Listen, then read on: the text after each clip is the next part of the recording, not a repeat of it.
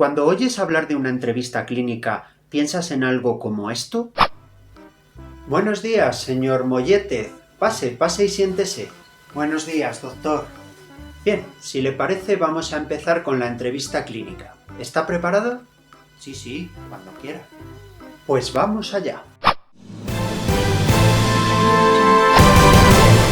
Saludos cordiales y bienvenido, señor Mollétez, al tiempo de la entrevista en Radio Ambulatorio. Vamos directamente al grano. ¿Desde cuándo se encuentra enfermo? Pues verá, llevo como una semana desde que empecé. A ver, ojo al dato. Como una semana no es exacto. ¿Estamos hablando de 7 días? Pues vale, venga, 7 días exactos. Correcto, 7 días exactos. ¿Y qué es lo primero que ha notado usted, señor Mollétez? Bueno, pues empecé con un dolorcillo por esta parte que me ha ido viniendo. No se me vaya del tema, no me sea abrazafarolas y conteste a lo que le estoy preguntando. ¿Dónde empezó exactamente el dolor? Sí, ya le digo que como por esta parte de aquí, pero luego me empezó. Señor Mollétez, queremos respuestas, queremos información, no se me vaya por las ramas. A ver, que le estoy intentando decir que hace como cosa de una semana, bueno, no una semana, 7 días exactos, que me empezó el dolor por aquí. Y después se me fue extendiendo a esta otra zona. Veo que no me quiere contestar. Comprendo que sea un tema comprometido para usted, que haya implicados verdaderos chupópteros y correveidiles, pero aquí buscamos la verdad. Así que doy por terminada la entrevista y devuelvo la conexión a nuestros estudios centrales. Pues en este vídeo vas a entender la importancia de la entrevista clínica. Te daré las claves para que puedas ayudar lo máximo posible a tu médico y si te quedas hasta el final te presentaré una herramienta de última tecnología que te ayudará en este proceso. Bienvenidos a Entiéndete con tu médico.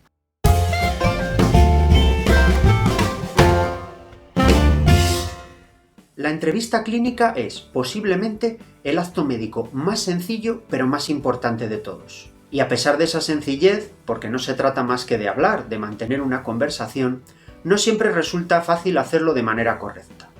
Por supuesto, dentro de la valoración inicial de un paciente también se debe realizar una completa exploración física, pero de eso te hablaré otro día. ¿Y por qué tiene tanta importancia la entrevista clínica?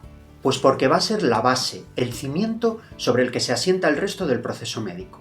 De esta forma, el resto de pruebas o exploraciones complementarias que vayamos a realizar siempre van a ir encaminadas a confirmar o descartar las sospechas que hayan surgido durante la entrevista. E incluso, en muchísimas ocasiones, no se necesita ninguna prueba complementaria más para llegar a un diagnóstico correcto. Así que no te debe resultar extraño si tras una aparente sencilla consulta en la que has mantenido una entrevista con tu médico y te ha realizado una completa exploración física, él no te manda a hacer nada más, porque ya tiene todos los datos necesarios para abordar tu problema con seguridad. Pero como te decía al principio, que resulte algo aparentemente fácil no quiere decir que siempre sea sencillo hacerlo correctamente, ya que hay muchos factores que pueden impedirlo. Yo te voy a destacar los dos que me parecen más importantes. El primero, y que por desgracia está cada día más presente, es la falta de tiempo para dedicar a nuestros pacientes. Eso que habrás oído por ahí de la presión asistencial. ¿Y qué consecuencias tiene esa falta de tiempo para hacer una buena entrevista?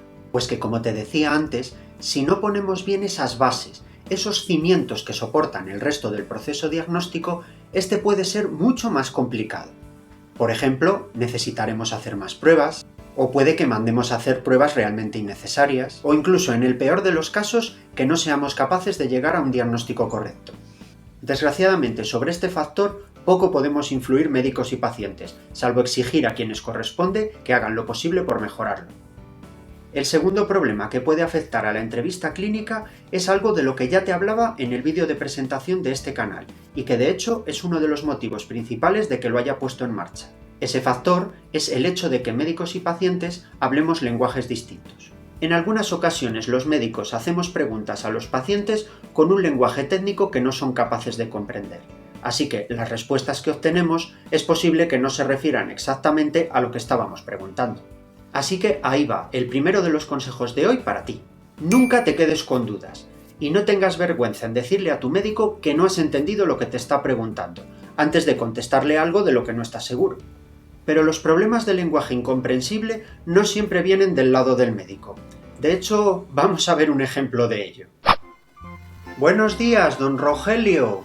¡A los buenos días, nos dé Dios! Cuénteme, ¿qué le trae por aquí? Pues ¿qué me va a traer? Pues el coche de línea, hombre, como siempre. Ya, yo me refería a qué le pasa, a por qué viene a la consulta. Pues a ver qué le explico. Estaba yo el otro día allí en la era y empiezo a notar ahí como un remusguillo ahí todo lo que es en la zona de la teleja y empieza a apretar ahí y digo, a ver si me va a dar aquí una pechusque y la rosco. Esto que fui para casa y la digo a la marciana, digo, prepárame ahí unas friegas o una tisana, que a ver si es que he cogido frío el otro día que dormí corito, ¿sabe usted? Total que ya mi mujer me dio una pastillica de esas que toma ella para los dolores, ¿sabe usted? Y ya parece que entre eso y que hice del cuerpo, me entoné un poquillo, se me acabó medio pasando. Y ya esta mañana digo, pues me voy a acercar a donde el chiquito este que es médico, que es muy majo, que me eche un vistacillo, no sea que sea algo malo. Bueno, muy bien. Vamos a ver, volvamos al principio, a cuando estaba usted en la era.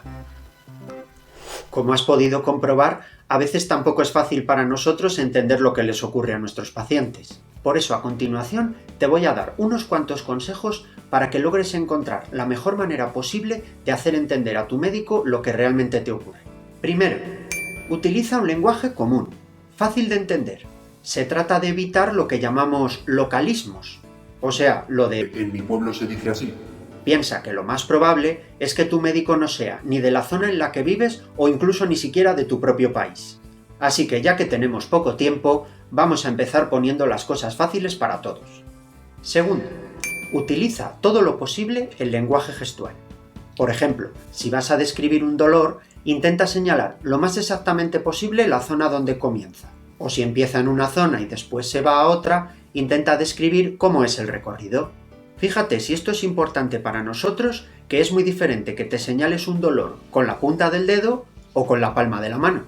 Así que no tengas vergüenza en escenificar, en hacer una pequeña representación en la consulta de aquello que te ocurre. Seguro que ayudas mucho a tu médico con ello. Tercero, intenta hacer una secuencia temporal de tu problema. A ver, tranquilo, que te lo explico fácilmente. Es muy importante para nosotros, en algunas ocasiones, saber cuál ha sido el orden en el que te han ocurrido las cosas, o cuánto tiempo llevas padeciendo algunos síntomas. Por ejemplo, si primero tuviste fiebre y después te aparecieron vómitos, debes mantener ese orden a la hora de contarlo. Digamos que al contrario que en matemáticas, aquí el orden de los factores sí que puede alterar el producto. A mí, por ejemplo, me funciona muy bien con mis pacientes preguntarles el último día que se encontraron bien, y a partir de ahí que me cuenten el resto de la historia. Así que ahí va otro consejo. Intenta hacerte tú mismo esta pregunta y responder a tu médico siguiendo ese esquema. Cuarto, cualquier cosa, por pequeña que sea, puede ser importante. Esto es a lo que en medicina clásica se referían como con qué relaciona o a qué atribuye su enfermedad. Es decir, qué cosas pensamos que han podido influir o contribuir en lo que nos ocurre. Por supuesto, no se trata de que tú des el diagnóstico, que para eso vas a tu médico, pero a veces Esas pequeñas cosas que pasan desapercibidas pueden ser muy importantes para la resolución de tu caso. Aquí podemos incluir cuestiones de alimentación, problemas laborales, problemas personales o cualquier otro suceso que creas que está relacionado con tu enfermedad. Y quinto, esto está relacionado con todo lo anterior, y si lo haces no habrá servido de nada. No mientas. Aquí voy a ser muy claro. Las consecuencias de no llegar a un diagnóstico correcto por ocultar o dar información errónea las vas a sufrir principalmente tú. Y a veces pueden ser muy serias. Tú ya me entiendes. Además, como todos sabemos, los recursos de la sanidad son bastante limitados, así que malgastarlos de esta forma no solo te perjudica a ti, sino a todos los que puedan necesitarlos. Por eso no pienses que exagerar las cosas, o inventarlas donde no las hay, u ocultar algo que consideras vergonzante, va a ir en tu favor. Como te dije antes, a la consulta médica ve tranquilo y sé sincero. Piensa que los médicos tenemos la obligación legal de guardar secreto de lo que nos cuentes. Además, solemos estar acostumbrados a todo tipo de situaciones y no te vamos a juzgar por tu conducta. Eso sí, si consideramos que hay algo peligroso en lo que hayas hecho, te aconsejaremos para que no lo repitas. Hasta aquí te he contado lo que se refiere a la entrevista clínica, es decir, a indagar en el problema que te trae a la consulta. Pero hay además otros apartados importantes para tu médico a la hora de completar lo que llamamos la historia clínica. Vamos a verlos. El primero de ellos es lo que llamamos los antecedentes personales, o sea, las enfermedades, intervenciones quirúrgicas, alergias u otros problemas de salud que hayas tenido o tengas en el momento de acudir a la consulta. Con esto nos referimos principalmente a enfermedades relevantes o crónicas. No es necesario que recuerdes todas las faringitis que has tenido desde la infancia. Aunque si son muchas también podría resultar interesante. También es importante que recuerdes el tratamiento que seguiste si son enfermedades ya pasadas, especialmente casos de quimioterapia o tratamientos de larga duración. Y si son enfermedades crónicas o presentes, de eso hablaremos más adelante.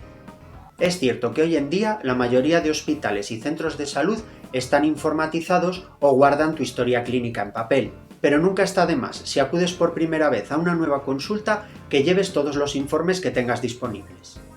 Además, en este apartado tu médico te preguntará sobre lo que llamamos hábitos tóxicos, o sea, si fumas, bebes o consumes cualquier otro tipo de sustancia. No ocultes ni el tipo de sustancia ni la cantidad que tomas. Te digo lo mismo que antes, no mientas. Esto podría ser importante por su interacción con cualquier tipo de medicamento, y además tu médico podrá valorar si ese consumo está siendo perjudicial para ti y ofrecerte la ayuda que necesites en caso de tener que abandonarlo. El segundo apartado que nos interesa completar es el de los antecedentes familiares. Aquí, igual que en el apartado anterior, nos referimos a enfermedades relevantes que hayan padecido o padezcan tus familiares más cercanos, especialmente tus padres, hermanos o hijos si los tienes. Sería especialmente importante que destacaras aquellas patologías que son directamente hereditarias, es decir, las que pasan de padres a hijos, pero estas son muy poco frecuentes, y seguro que si hay alguna en tu familia no se te olvida. Pero también son importantes otras enfermedades que no siendo hereditarias, es decir, no pasan exactamente de padres a hijos, sí que podemos tener una cierta predisposición a padecerlas si hay casos en nuestros familiares cercanos. Por ejemplo, problemas cardiovasculares, hipertensión, diabetes, colesterol elevado, enfermedades neurológicas, enfermedades inmunológicas o algunos tipos de cáncer. Por último, para completar este apartado, tu médico te preguntará algo muy importante que necesitas saber: ¿qué tratamientos estás siguiendo en el momento actual? Y aquí deberás incluir tanto los tratamientos farmacológicos convencionales, es decir, los que recetamos habitualmente los médicos, como cualquier otro tipo de las llamadas terapias alternativas, por ejemplo, hierbas medicinales, medicamentos de venta libre o cualquier otro tipo de sustancia. Sobre esto te doy dos consejos fundamentales. El primero te lo di antes y te lo vuelvo a recalcar: no mientas ni ocultes nada. Y aquí es especialmente importante, ya que si tu médico te va a pautar un nuevo tratamiento, se podrían presentar incompatibilidades con los que ya tomabas previamente. incluidas las hierbas medicinales y otros preparados. Y para el segundo consejo ha llegado el momento que te prometí al principio del vídeo. Te voy a presentar un elemento de altísima tecnología que te va a ayudar en este y en el resto de apartados que hemos visto. Y ese elemento es... ¡Sí! Una magnífica y tecnológica libreta. Bueno, y el boli para escribir, claro. Sí, este elemento tan sencillo y económico os puede ayudar mucho a ti y a tu médico a hacer una buena entrevista clínica. En el tema que estábamos hablando de los tratamientos, es muy importante que anotes exactamente el nombre de los medicamentos que tomas, así como la dosis. Sí, eso de los miligramos que suele poner en la caja. Créeme que hay pocas cosas más desesperantes en la consulta que preguntar por los tratamientos y que la respuesta sea: pues una chiquitita blanca por la noche, otra así rosita y alargada al mediodía... Uf. ¿Sabes cuántas pastillas redondas, rositas y blancas existen, verdad? Y para el resto de cosas que hemos hablado hoy, tu libreta también puede ser de gran ayuda. Te doy una idea. Siguiendo los consejos que has visto en este vídeo, la próxima vez que vayas a consulta puedes llevar anotada en tu libreta tu propia historia clínica. Eso sí, sencilla, con tus palabras. No lo confíes todo a tu memoria, que a veces nos juega malas pasadas. Y por supuesto, no sientas vergüenza al llevarlo a la consulta. Seguro que tu médico está encantado de que le ayudes. Pero antes de despedirnos y para que toda esta información te quede lo más clara posible, te voy a dar lo que llaman mensajes para llevar a casa. 1. La entrevista clínica es muy importante por ser la base del resto del proceso médico. 2. Utiliza lenguaje sencillo y concreto. Nunca te quedes con dudas. 3. No te pongas nervioso ni sientas vergüenza. El médico está ahí para ayudarte. 4. Lleva anotado todo lo relacionado con tu proceso actual, así como los tratamientos y los antecedentes personales o familiares que consideres importantes. Y 5, pero muy importante, no mientas. Y ahora sí, esto ha sido todo por hoy.